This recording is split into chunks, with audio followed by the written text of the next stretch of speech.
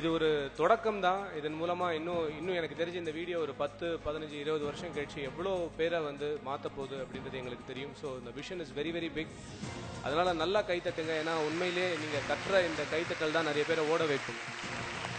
Thank you. ஆக்சுவலாக தமிழ்நாட்டில் கைத்தட்டுறதுக்கு 2 வார்த்தை சொன்னால் போதும். நான் எதுவுமே சொல்லாமலே கைத்தட்டுவீங்க. பார்க்கலைங்களா? ட்ரை பண்ணலாமா? தலை.